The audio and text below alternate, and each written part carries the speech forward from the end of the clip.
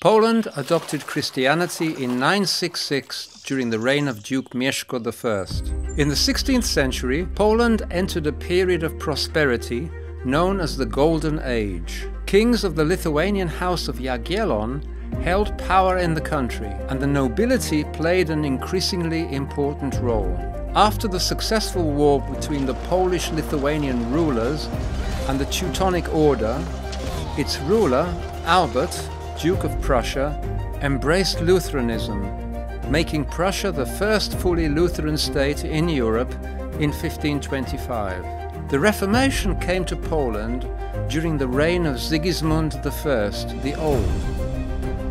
While the North was inspired by the writings of Martin Luther and influenced by the Lutheran Königsberg, the South received impulses flowing mainly from Switzerland and the south of the German Reich. The first public worship service in Kraków was held in 1557. At around the same time, 1557 to 58, the cities of Royal Prussia were granted religious privileges, guaranteeing freedom to Protestants. Silesia remained outside the borders of Poland at the time, but the Reformation was also making progress there. For example, as early as 1523, the Reverend Johannes Hess became the first Lutheran preacher to take over the parish of St. Mary Magdalene in Breslau. In 1563, the Reformation strengthened in the Duchy of Szczecin thanks to Duke Wenceslas Adam and the church order he introduced. An important figure in the Polish Reformation movement was Jan Łaski, known for his activities in Frisia and England. After returning to Poland in the second half of the 1660s, he worked for the unification of Polish Protestantism. The spirit of his activities gave rise to the Sandomierz Agreement, concluded in 1570 between the Lutherans, the Reformed, and the Czech Brethren, introducing the altar and pulpit fellowship between them, as we would say today. At the 1573 Sejm in Warsaw, the nobility adopted the so-called Warsaw Confederation, which guaranteed peace between those who differ with regard to religion, dissidentes de religione.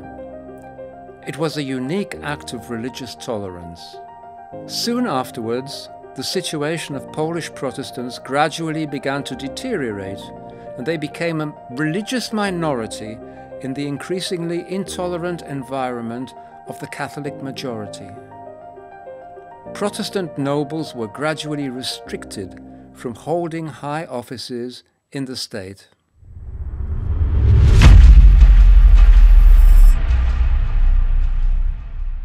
At the end of the 16th century and in the 17th century, Protestants in Lower Silesia and Czechin Silesia were also restricted in their religious rights.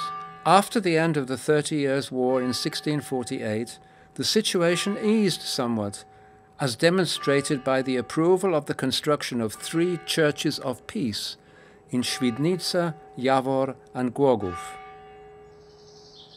Meanwhile, in Czechin Silesia, after 1653, the Habsburgs deprived Lutherans of all churches. Then, despite the persecution, the local Lutherans began to gather in the forests for clandestine services in so-called forest churches. Some relief came under pressure from Lutheran Sweden in 1707, resulting in the establishment of 6 grace churches in Silesia: Żagań, Kożuchów, Jelenia Góra, Kamienna Góra, Milicz and Czeszyn. The one built in Czeszyn for the next decades became the only house of prayer for Lutherans from Upper Silesia. At the end of the 18th century, as a result of partitions by Austria, Prussia and Russia, Poland disappears from the world map for 123 years.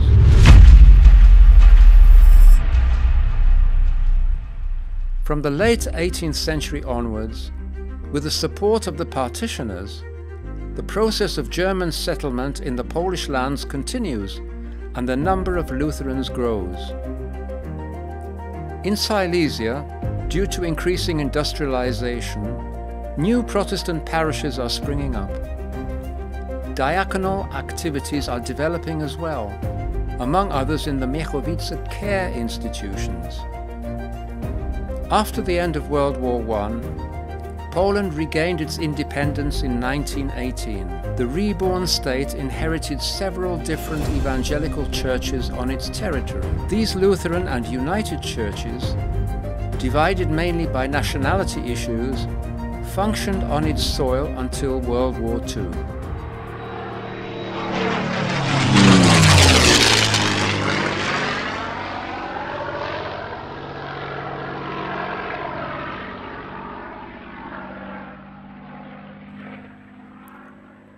When the Second World War broke out, many priests and pastors, not only Poles, were arrested, persecuted, imprisoned in concentration camps, and many lost their lives. Juliusz Bursche, the presiding bishop of the Evangelical Church of the Augsburg Confession, who fought for Polish Lutheranism, also died in a concentration camp. After the end of the Second World War, Poland's borders were shifted to the west, and it was incorporated into the communist bloc. One of the significant changes was the decision of the USSR authorities to deport Germans from Polish lands to Germany. As a result, many German Protestants left post-war Poland. Protestants who remained tried to preserve the heritage of the pre-World War II churches by rebuilding church structures within the Evangelical Church of the Augsburg Confession. The year 1989 brought the collapse of the communist system. For the churches, this meant religious freedom and the possibility to live freely in a democratic and independent country.